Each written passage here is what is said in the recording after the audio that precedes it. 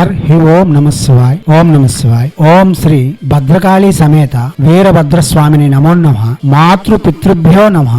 ఆచార్య అతిథిభ్యో నమః. శ్రీమాత లలితా త్రిపుర సుందరయే నమో నమః.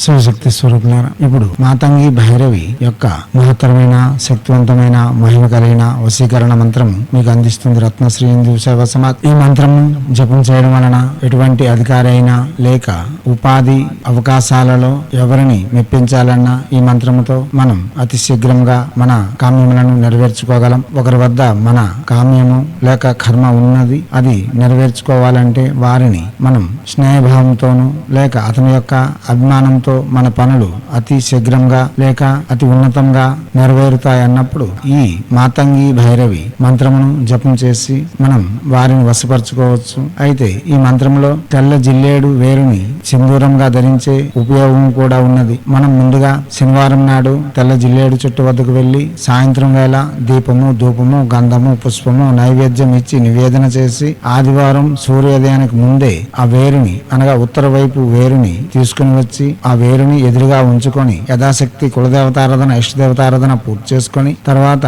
ఆ వేరు ఎదురుగా కూర్చొని ప్రతిరోజు ఉదయం సాయంత్రం 10 మాలలు జపం చేసి ఇలా 22 రోజులు పూర్తి చేసుకున్న తర్వాత ఆ తెల్ల జిల్లేడు వేరుని రంగదీసి మనం నిత్యం ధరించే సింధూరంలో కలిపి ఈ మంత్రంను కేవలం 10 సార్లు మననం చేసుకుని సింధూరంగా ధరించి ఎవరి వద్దకు వెళ్లి మనం ఏ మాట అడిగినా వారు తప్పక చేసి పెడతారు. అది అధికారులైనా అనగా ఉద్యోగంలో మీకంటే ఉన్నతమైన అధికారులైనా మీ అనుకూలతను అనుసరించి ప్రవర్తించి మీ యొక్క జీవితమును మీ చేతులారా మీరే చక్కదిద్దుకుని మహత్తరమైన ఒక ఉపాయము మరియు ఉపయోగం. దివ్యాత్మ స్వరూపులారా, ప్రసంగాన్ని వినండి, అవగాహన పెంచుకొని జపములకు ఉపక్రమించి మన యొక్క ఇబ్బందుల నుండి బయటపడడంతో పాటు మన ఆవశ్యకతలను అతి శీఘ్రంగా నెరవేర్చుకునేందుకు ఇటువంటి ఉపాయములు చాలా వరకు ఉపకరిస్తాయి. ఇప్పుడు మతంగి భైరవి మంత్రము ఓం హ్రీం క్లీం నమో మతంగి భైరవి అభిష్టం యచ్చ రాజవశ్యం కురు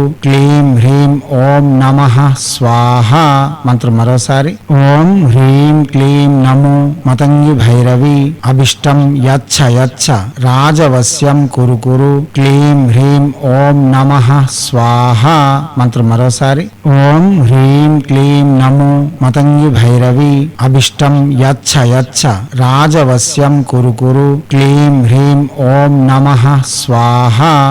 దివ్యాత్మ స్వరూపులారా, ఏ మంత్రమైనా వాచక జపమే చేయాలి. మానసిక ఉపాంశ జపం పనికిరాదు. వాచక జపం అని బిగ్గరగా చెప్పవలసిన అవసరం లేదు. మనం జపం చేస్తున్న మంత్రము మన చెవికి వినిపిస్తే చాలు. అదే ప్రకారంగా మీరు సుస్నాతులై ఉంటూ శుభ్రతలు పాటిస్తూ హైందవ సనాతన ధర్మ విధానాలను అనుసరిస్తూ ఆవశ్యకత కలిగిన మంత్ర ఉపాసన మాత్రమే చేస్తూ మన ఇబ్బందుల నుండి బయటపడి ఎవరైతే మన జీవితం నాకు అవసరమో వారిని మంత్రముల ద్వారా లేక సాధనముల ద్వారా వశ్యపరచుకొని మన యొక్క పనులను ధర్మబద్ధంగా నెరవేర్చుకోవడంతో పాటు తగు విధంగా జీవితంను చక్కదిద్దుకునేందుకు ఈ మంత్రములు చాలా వరకు ఉపకరిస్తాయి. ఏం చేసినా ధర్మబద్ధంగా చేయాలి. మీరు ముందు డిస్క్రిప్షన్ లో లింక్ ఉంది, ఓపెన్ చేసి మంత్రములన్నీ వినండి, అవగాహన పెంచుకోండి. మీ ఆవశ్యకతను అనుసరించి మీ అవసరమును తీర్చగల మంత్రమును జపం చేసి మీ సమస్యలకు మీరే పరిష్కారం చేసుకోవాలని ఆశిస్తూ అప్పటికి కూడా మీకు ఫలితములు సుస్పష్టం లేనప్పుడు మాతో సంప్రదించగలరని చెబుతూ